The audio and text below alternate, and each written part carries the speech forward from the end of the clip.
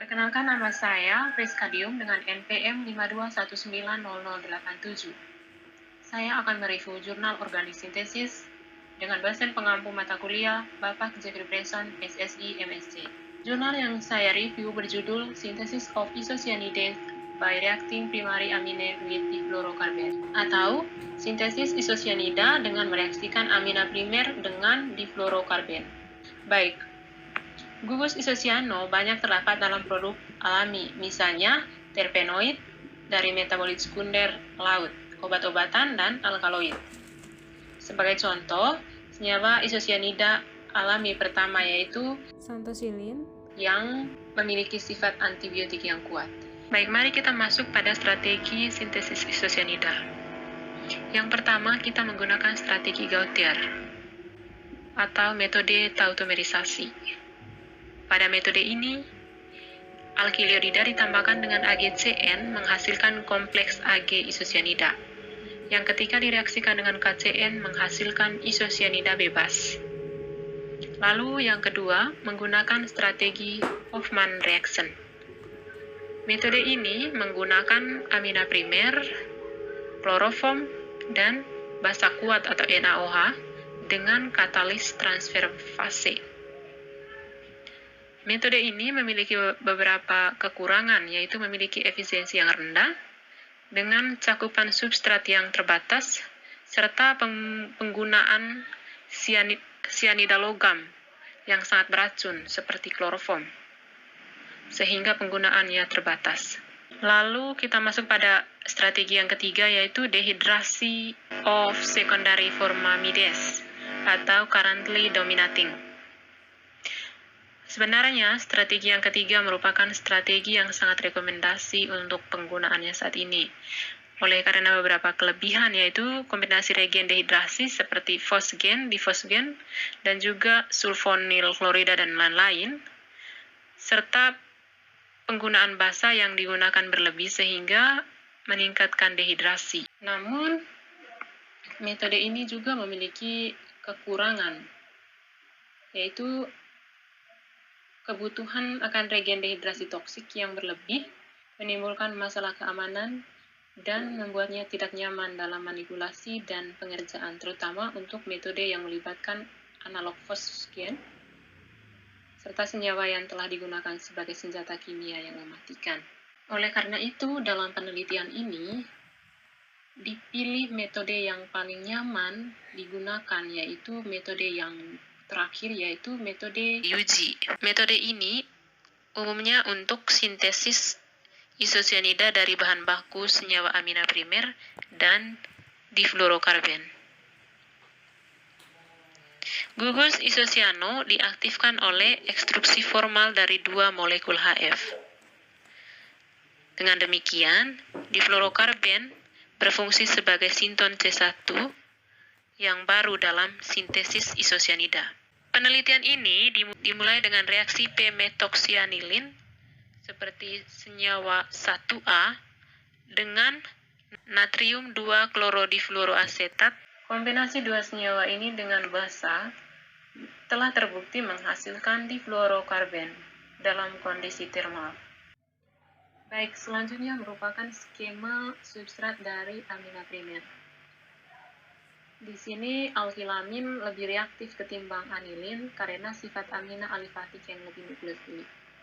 Lalu, skema ketiga yaitu fungsionalisasi tahap akhir dari kompleks amina aktif secara biologis dan residu amina dalam asam amino. Di sini terdiri dari beberapa amina primer. Yang pertama, amlodipin, yang kedua, alkaloid, yang ketiga, dehidrobietilamin, yang keempat, turunan linezolid. Amina primer ini dapat digunakan dengan mudah dan selektif dikonversi ke turunan isocyanidanya masing-masing, seperti 3X, 3Y, 3Z, dan 3AA. Selain itu, gugus amino dalam triptofan ester 2AB dapat diubah menjadi gugus isocyano 3AB yang reaktif dan memungkinkan untuk diversifikasi menjadi asam amino dan peptida. Baik, untuk diketahui bahwa senyawa yang pertama ini, amlodipin, itu sering digunakan sebagai obat tekanan darah tinggi. Lalu, dehidrobietilamin ini banyak digunakan sebagai insektisida dan agen anti jamur. Dan turunan linezolid ini biasa digunakan sebagai antibiotik. Oke, selanjutnya metode tersebut dapat digunakan untuk sintesis NO dan NN heteroarena dengan menggabungkan metida yang tidak biasa menggunakan difluorokarben. Anilin dengan O-hidroksi, yaitu senyawa 5A, dapat diperoleh dengan penyisipan isosiano ke dalam benzimidazol yang diperoleh dengan cara difluorometilasi. Selanjutnya, senyawa 5C dihasilkan dari penyisipan difluorokarben kedua ke dalam ikatan NH benzimidazol. Dengan cara yang sama, senyawa nomor 4D, yaitu 1,2 etilendiamin, akan menghasilkan senyawa 5D, yaitu entosil dihidromidazol. Dengan berbagai isosianida yang diperoleh, maka mekanisme reaksinya itu seperti pada skema 5. Kompleks difluorokarben natrium, yaitu pada senyawa nomor 1, dihasilkan dari dekarboksilasi natrium klorodifluoroasetat. Karena sifat elektrofilik yang ditingkatkan dari difluorokarben 1 dengan koordinasi logam, maka adisi nukleofilik amina ke-1 menghasilkan zat antara yang kedua. Pada senyawa nomor 2 terjadi disosiasi HCl dengan basa promotor sehingga menghasilkan intermediate nomor 3, yaitu amino difluorometil. Pada senyawa nomor 3, keberadaan amino orto koordinasi ke pusat logam sehingga memfasilitasi transfer 1,2 proton dari nitrogen ke karbanion yang berdekatan, lalu memberikan kompleks logam amida yang keempat dengan koordinasi fluoride yang berdekatan.